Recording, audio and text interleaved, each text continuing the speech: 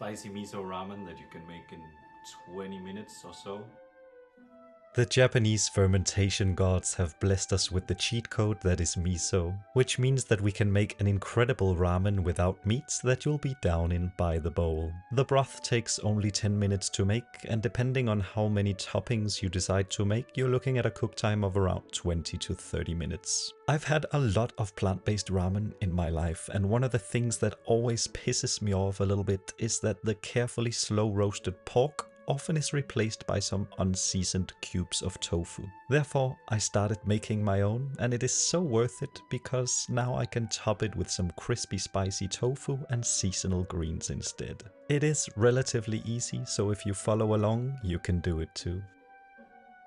I start my ramen process with the spicy tofu topping. This is going to add some nice plant-based protein to our soup, and it's going to feel kind of like a pork mince. Because I want as little cleaning as possible, I use the pot that I'm later going to cook my soup in, and in here I start by frying half a block of tofu that I've crumbled into a sort of minced meat-like texture in a couple of tablespoons of vegetable oil. I keep this slowly frying on a medium heat while I prepare some aromatics. First, 3 spring onions. The white part is going in our tofu, and the green tops I will keep for later, and they're going to be the topping for our ramen. If you want to keep it extra fresh and crispy, you can keep it in some ice water until then. I'm also going to finely grate what the professionals call a thumb-sized piece of ginger, as well as 4 big cloves of garlic. Save 2/3 of the garlic and ginger for the soup, and add the rest along with the scallion whites to your tofu, along with a teaspoon of sesame oil, and fry for a couple of minutes. Your tofu should now start to get some crispy brown bits, and if it looks too dry, you can always add a little bit more oil. I also add a teaspoon of Toban djan, a Sichuanese chili paste, but more on that later. And when the chili has been frying for about 30 seconds, I deglaze the pot with a good tablespoon of soy sauce, and then it's pretty much done. This stuff is really incredible. It's crispy, greasy, spicy, and highly addictive. To make the soup, you might need to pay a visit to your nearest Asian supermarket to get some special ingredients. It might feel like a big investment for just one recipe, but all of these things will last you a long time and can be used for a ton of different recipes. You'll all be familiar with toasted sesame oil. Then you will also need the star of the show, miso, a fermented soybean paste that you will find usually in either white, red, or a dark variety.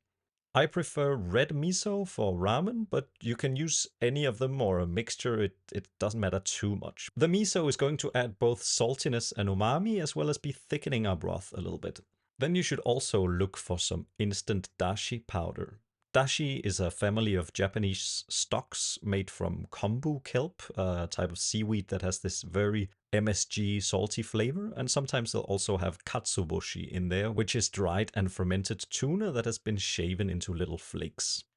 Any noodle can work in this soup, but I do think it's worth it to get some nice ramen noodles. They come either dried or fresh and are usually neatly packed in these 1 portion sized packets. Finally, this wouldn't be a spicy miso without some spice. There are many ways to get a spicy kick to your soup. You could use fresh chilies, dried chilies, or whatever, but I would recommend this Sichuanese fermented bean sauce called Toban djan. It's very salty and funky and gives the soup a little bit of an extra depth. Another good alternative is gochujang, a fermented Korean chili paste, but it can be very spicy, so be careful with the amounts you add. Oh, and I almost forgot, while you're at it, get some mirin. It's a sweet sake without alcohol. It adds both sweetness and acidity to your ramen.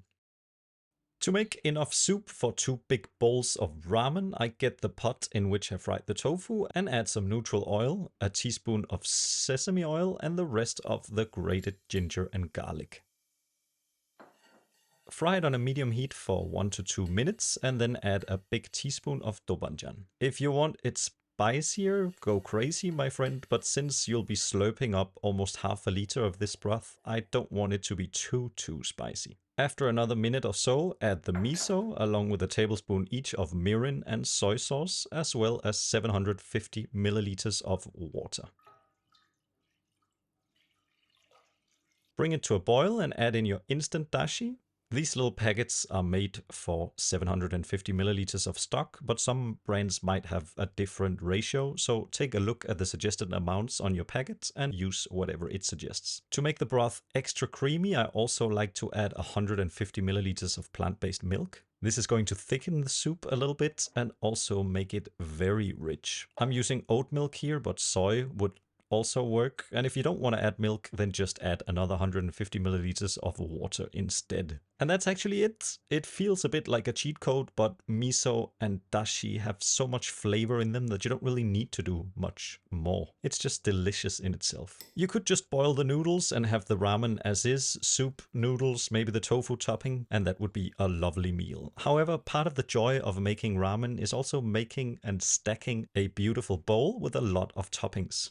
A ramen classic is, of course, an egg. I eat mostly plant-based, but I do love me a nice jammy egg for my ramen. If you want it to be fully vegan, then you can of course leave it out. Some people like to make these pickled or marinated eggs for ramen. I personally don't bother because the spicy broth is so intense that I feel like it overpowers the marinade. Instead, I just drop them into boiling water for 6 minutes and 45 seconds, and then drain them and transfer them to an ice bath to stop the cooking process. This usually leaves me with a very nicely done white and a yolk that isn't too runny, but also not fully cooked. I also really love some greens in my ramen.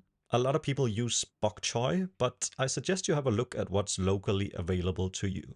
Here in Denmark, in wintertime, kale and black cabbage are some of the veggies that can thrive even when the snow has arrived, and they work wonderfully in ramen. I've left some of the leaves whole, and then I've chopped some up for some textural variety, and I'm just gonna get some fresh water and blanch them for about 90 seconds until they turn a nice and vibrant green. In the same water, you can cook your noodles. These ones need 4 minutes, but have a look at the package instructions. You also don't need to salt the water, there is plenty of salt in the broth. While your noodles are boiling, you can do one final and optional step. Traditionally, ramen is made by mixing the broth with something called a tare, which is a very concentrated sauce. As some flavors change a little bit when you cook them in the soup, mixing in a little bit of tare at the end adds a bit more complexity to your ramen and brightens up the flavors. I doubt a real ramen chef would consider what I'm doing as a proper tare, but I think it works really well. So to make this cheetah tare, I get my serving bowl and I just add a teaspoon of mirin and half a teaspoon each of sesame oil, soy sauce, vinegar and sugar, and stir to combine. It's a bit weird, but I've tried adding this directly to the soup while it's boiling, and it's not quite the same as adding the hot soup to the tare. If any of you know a bit more of the science behind this, please do let me know. I am genuinely interested. When the noodles are done, I drain them, add them to my bowl, and pour over the hot broth. Please make sure your broth is boiling hot, cause ain't nobody wants a lukewarm ramen. Arrange your toppings nicely. First the blanched greens, then a couple of spoons of our spicy tofu mince. I forgot to film it, but I also fried some enoki mushrooms. Our jammy eggs look amazing on there too, and then top it up with some spring onions. And if you have some sesame seeds and some chili oil, those are also wonderful.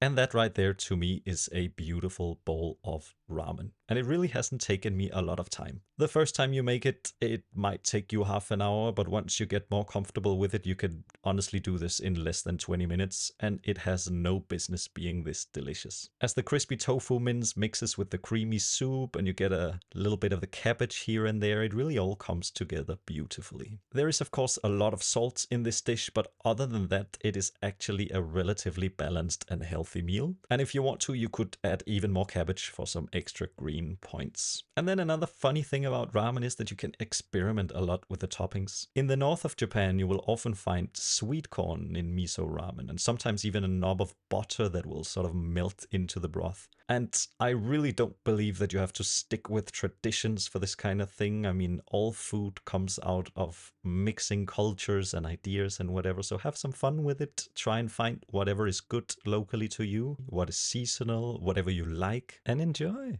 There's nothing quite like a big steaming bowl of ramen like this.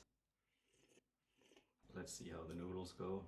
It's gonna sound horrible probably.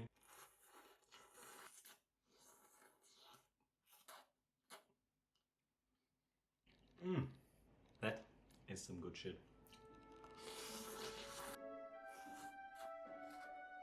And to all the people who have been subscribing, commenting recently, thank you so much. It really, I really appreciate it, and it makes me want to make more videos. So,